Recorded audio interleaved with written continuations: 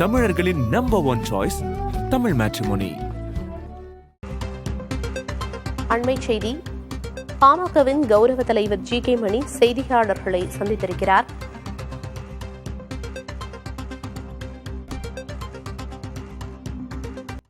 இத்தனை வருஷமாக மருத்துவரையாவோட கட்சியில் பயணம் பண்ணிட்டோம்.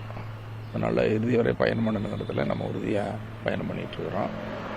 இப்போ பாட்டாளி மக்கள் கட்சி தமிழ்நாட்டில் ஒரு வலிமையான கட்சி என்று பேசப்பட்ட நிலையில் இப்போ ஏற்பட்டிருக்கிற ஒரு நெருக்கடி, ஒரு குழப்பமான சூழ்நிலையில் நான் மன உளைச்சல் வேதனைப்படுறது மாதிரியே எங்கள் கட்சியில் இருக்கிற பொறுப்பாளர்கள், அடிமட்டத்தில் இருக்கிற கீழே இருக்கிற எல்லாருக்கும் கடுமையான பாதிப்பு. வரக்கூடிய செய்தியை ஒவ்வொரு நாளும் பக்கம் இரு தரப்புலேருந்து வரக்கூடிய செய்தியை பார்க்கும் பொழுது எங்கள் கட்சியில் எல்லாரும் குழம்பி போய் ரொம்ப வேதனையில் இருக்கிற நிலைமையாக இருக்குது.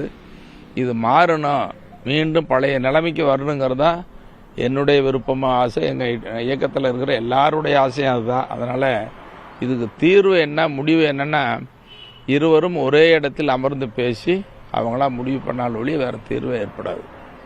எல்லாம் பேசி பார்த்தாச்சு, சொல்லி பார்த்தாச்சு. என்ன நடக்க போகுதுன்னா, இப்போ இருவரும் பேசி என்ன தீர்வு முடிவுங்கிறத அவங்க தான் வெளியிடணும். அப்படி ஒரு முடிவு வெளியிட்டாங்கன்னு வச்சுக்கோங்க, பாட்டாளி மக்கள் கட்சி வேகமாக பழைய நிலைமைக்கு மேலே கிளம்பிடும்.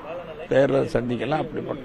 அப்படிப்பட்ட நல்ல சூழ்நிலை உருவாகும். அதனால் நான் மீண்டும் மீண்டும் வற்புறுத்துறது எல்லாம், பாட்டாளி மக்கள் கட்சி பழைய நிலைமைக்கு மேலே வீறு கொண்டு எழுணும், வளர்ச்சி பெறணும். அதுக்கு இருவரும் பேசி நல்ல தீர்வு எட்ட வேண்டும் என்பதுதான் என்னுடைய கருத்தாகவும் எங்கள் கட்சியினுடைய எல்லாருடைய கருத்தாகவும் இந்த நேரத்தில் வற்புறுத்துறேன்.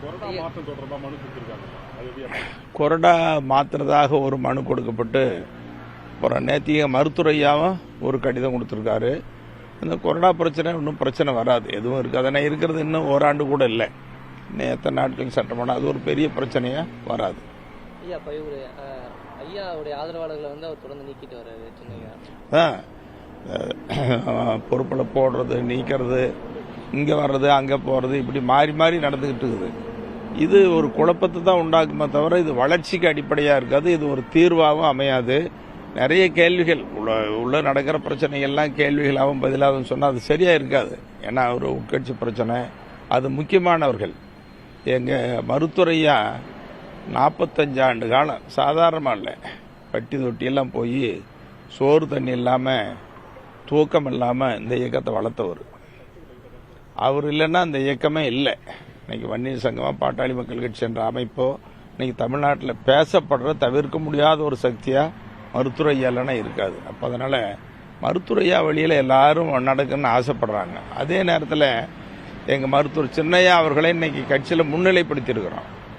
அவர் முன்னிலைப்படுத்தி முதலமைச்சர் வேட்பாளராக அறிவித்து அதுக்கு முன்னால் மத்திய அமைச்சராக இருந்து அவரை வலிமைப்படுத்தியிருக்கிறோம். அப்போ இந்த இரண்டு சக்திகளும் ஒன்றா சேர்ந்தாதான் மீண்டும் பெரிய வலிமையாக இருக்கும்.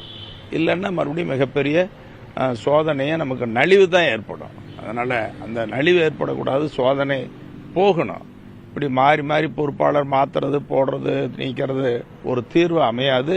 இது விரைவில் தீர்வு காணணுங்கிறது தான் நான் தொடர்ந்து அதை தான் வலியுறுத்திட்டு இருக்கிறோம்.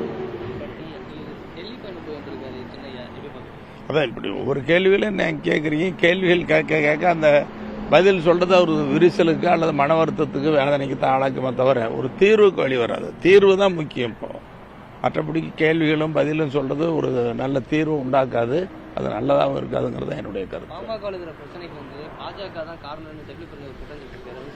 இன்னொன்று, இதில் எந்த கட்சியை நம்ம குறை சொல்லக்கூடாது, குற்றச்சாட்டு சொல்லக்கூடாது. அவங்க என்ன இப்போ நம்ம கட்சியில் இருக்கிறவங்களாம் ஒன்றா சேரணும், அதுக்கு இருவரும் ஒன்றா சேர்ந்து பேசினா மற்ற கட்சி என்ன வேலை இருக்குது?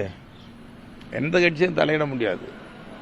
இதில் யாரும் இப்போ நாங்கள் சொல்கிறதோ அல்லது மற்றவங்க சொல்கிறதோ, எங்கள் கட்சியில் இருக்கிறவங்க சொல்கிறதோ அல்லது வேறு கட்சியில் இருக்கிறவங்க சொல்கிறாங்கன்னு சொல்கிறதெல்லாம் எடுபடாதது. அப்படி ஒன்றும் இல்லை. மாற்று கட்சியில் இன்னொரு கட்சியில் எந்த கட்சியில் சொன்னால் கூட அதை ஏற்றுப்போம். என்ன அப்படி சொல்கிறதும் இல்லை, அப்படிப்பட்ட செய்திகள் எங்களுக்கு வரல. எந்த கட்சியில் இருந்தால் இந்த பிளவுக்கு உண்டான காரணங்கிற செய்தி எதுவும் வரல, எந்த கட்சிகளும் காரணமும் இல்லை. ஆனால் 2 பேரும் ஒன்றா சேர்ந்தாதான் தீர்வு, இது மட்டும் உறுதியாக இருக்கும். செய்தியாளர்கள் சந்திப்பில் பேசிய பாமகவின் கௌரவ தலைவர் ஜி.கே. மணி, ராமதாசும் அன்புமணியும் அமர்ந்து மனம் விட்டு பேசி ஒரு சுமூக தீர்வை காண வேண்டும் என்பதே தனது மற்றும் தொண்டர்களின் விருப்பமாக இருப்பதாக குறிப்பிட்டு மேலும் பல்வேறு விஷயங்கள் குறித்து பேசினார். விவரங்களை பின்னர் வரும் செய்திகளில் விரிவாக பார்க்கலாம்.